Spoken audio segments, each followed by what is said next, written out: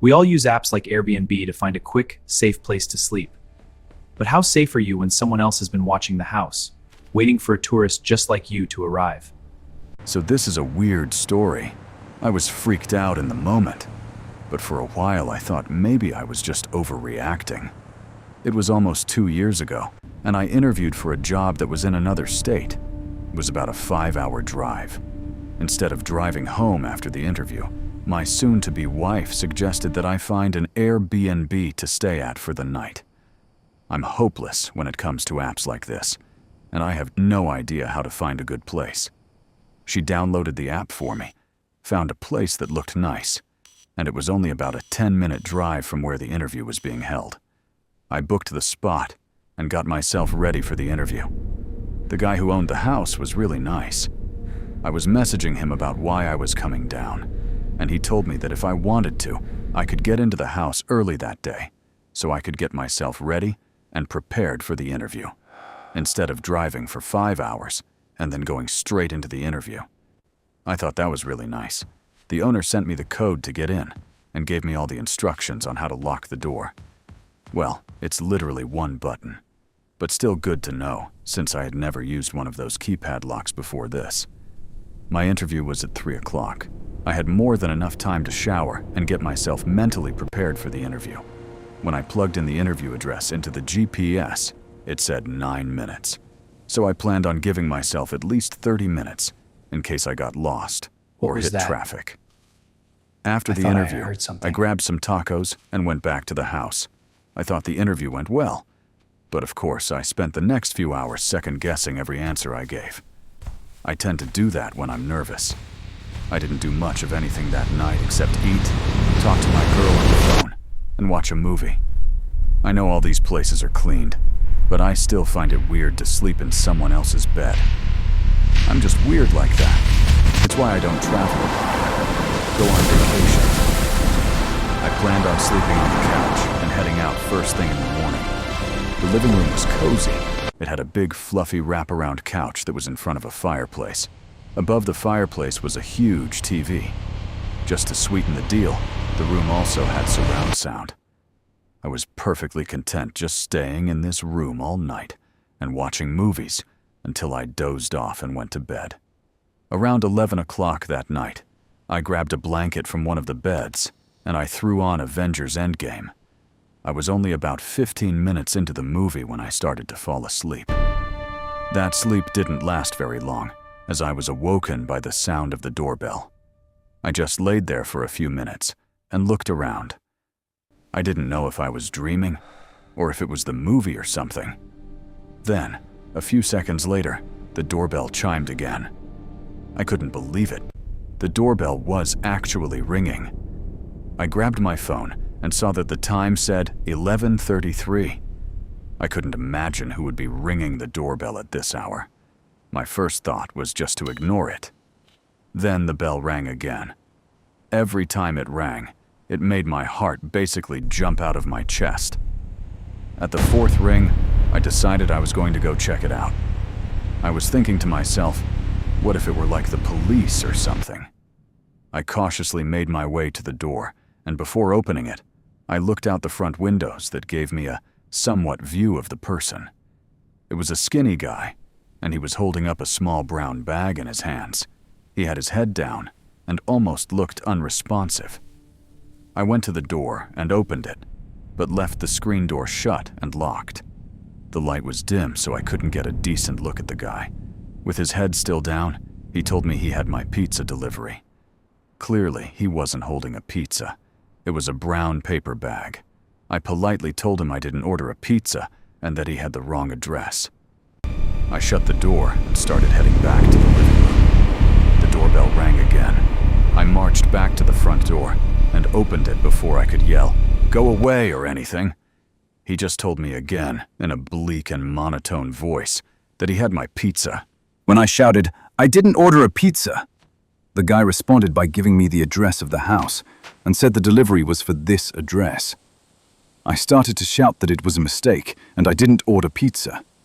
And while I was shouting, I noticed that the guy was grabbing the screen door handle. I know I should have been more freaked out, but I was just annoyed.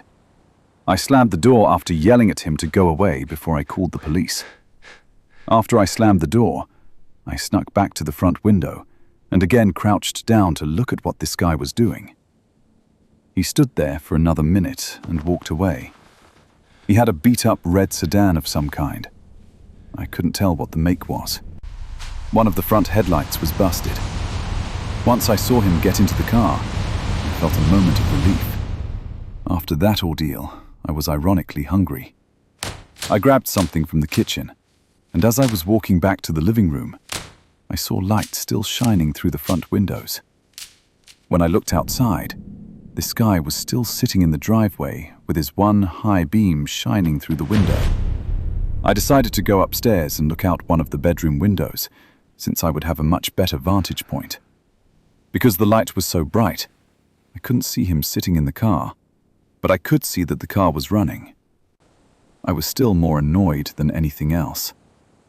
My two thoughts were either calling the police or going outside and telling this guy to hit the road.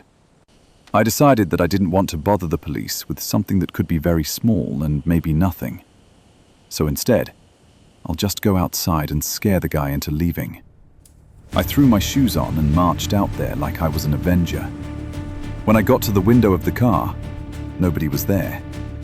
Without thinking, I turned around and ran back to the house, and immediately I locked the door.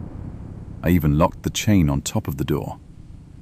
I was trying to ask myself why he wouldn't be in the car, but the car was still running. It didn't make sense to me. I grabbed my phone and went upstairs into the bedroom. I tried texting the owner of the house, but I didn't receive a message back from him right away. I continued to look out of the window for several minutes. I contemplated calling the police, but I kept telling myself that this isn't police-worthy, and I'm blowing all this out of proportion. A few minutes later, I looked out the window and I saw the skinny man get back into his car, and it almost looked like he was coming from the direction of the front door. I watched him finally back out of the driveway, and he appeared to drive down the street and out of sight. No, not now! I wasn't scared, but I was so on edge that I didn't really sleep. I spent the entire night watching YouTube videos while lying on the floor of the bedroom. At 4 o'clock in the morning, I decided to officially get up, shower, and then leave. I can't sleep. They're watching me. As I was gathering my Every time I things close and my getting eyes, the ready to shadows walk out move. the door, I noticed something horrible. Okay, so The front door was unlocked and ajar. Because the chain was locked, it wouldn't open any further. I just stood in amazement. I couldn't remember if maybe I left it unlocked by accident. After the last incident, I was sure I locked it, but I didn't want to think about the potential alternative. Then it dawned on me that I for sure didn't lock the screen door when I ran inside. As the sun was rising, I made a run for my car just in case. And as I was backing out of the driveway, I noticed on the side of the front porch was the brown paper bag. I ran outside so fast that I didn't even notice it initially. I thought about going to see if anything was inside, but that was a question that in that moment I didn't want answered. I drove away, and at the end of the street was a disgusting green house, and in the driveway was an ugly red car with what looked like a broken headlight. It may be a coincidence, but it looked exactly like the car that sat in the driveway the previous night. The owner of the Airbnb messaged me that morning to apologize for missing my message last night and asked how the stay was. I told him about the delivery driver, the car in the driveway, the unlocked door in the morning, and the similar-looking red car at the end of the street. He started typing because I could see the dots in the message, and then he never responded after that.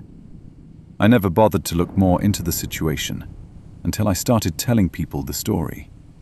When I looked up the house more recently, it's not listed on Airbnb anymore, so I don't know what to think. It was unnerving and a little freaky for sure, but I truly wasn't that scared. I'm more scared now when I think about it, because other people seem to think that this was almost some kind of setup. I'm curious to see what people think, if it all could have been just a crazy string of coincidences, or if I was almost a victim of something sinister.